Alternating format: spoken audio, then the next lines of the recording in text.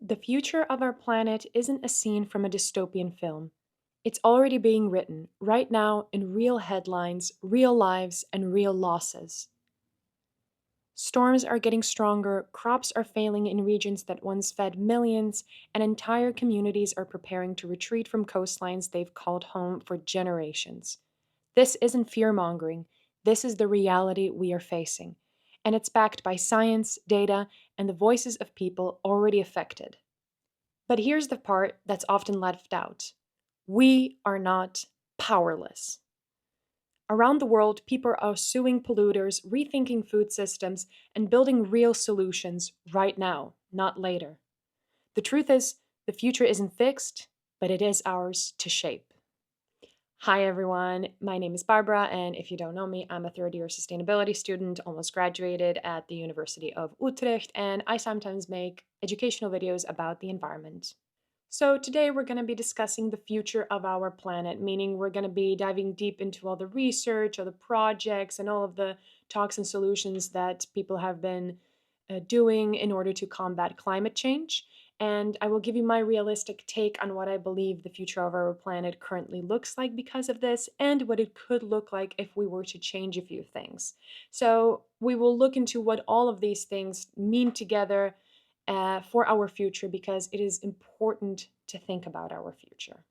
So just a disclaimer before: this video is not meant to be depressing or anything like that, far from it. I'm aiming to shed some light on the urgency of certain things and give you guys a bit more clarity and my personal opinion about the future. So it's more of an honest take than necessarily a depressing take. So before we get into the video, I would please like to ask you to like and subscribe and share this content with anybody who might be interested. So without further ado, let's get into the video.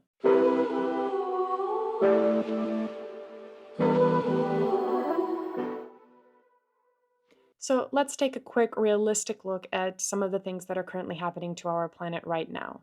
So first of all, the UK is on fire, literally. So they've already had over 400 wildfires this year, and that is way more than usual, and it's only May, so it's not even the middle of the year.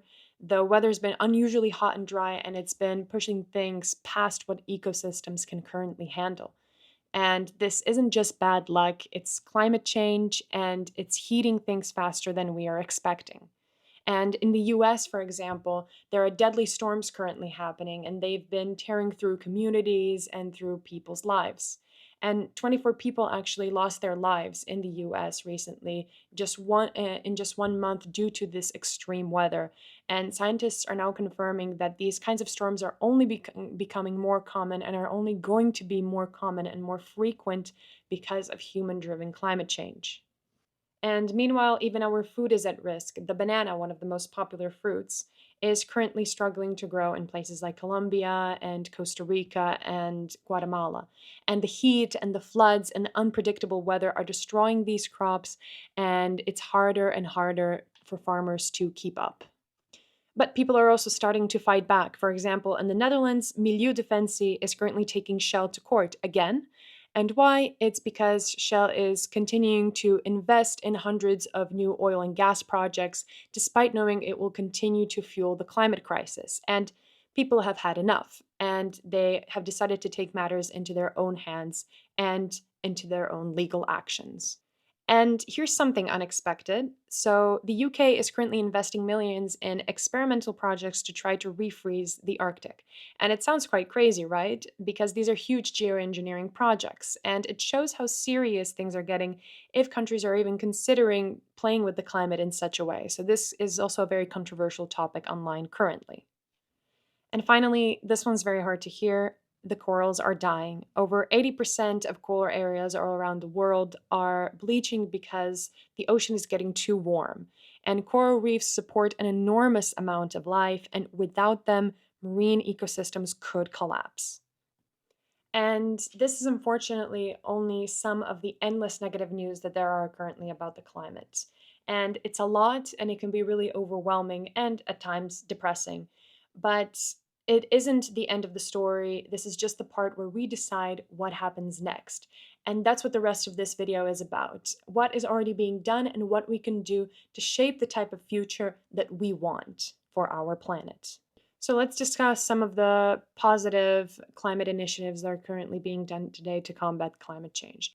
So, on the bright side, some of the good climate news this year includes that the United Nations Climate Promise of 2025 is assisting over 140 countries in aligning their national climate pledges with the 1.5 degrees Celsius target, and this is enhancing their quality and it's accelerating their implementation.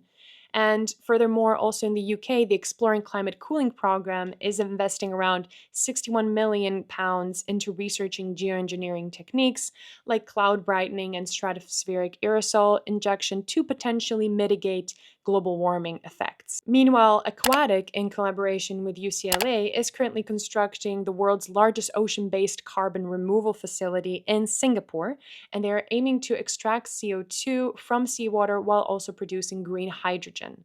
And also on the regulatory front, the Basel Committee on Banking Supervision is developing a voluntary disclosure framework for climate related financial risks, encouraging banks to integrate climate considerations into their operations.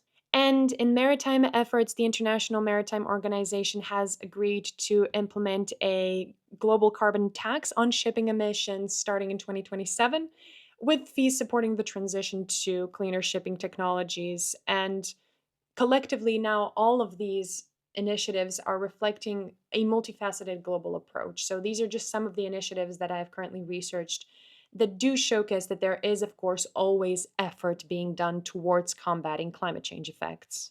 Based on all of this, one simple fact does remain.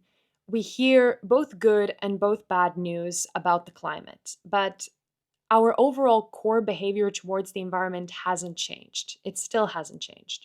And we are still viewing the environment as something less important than the most crucial parts of your life, like family or friendships, when in fact it should be right up there with them. So, how do we change this behavior?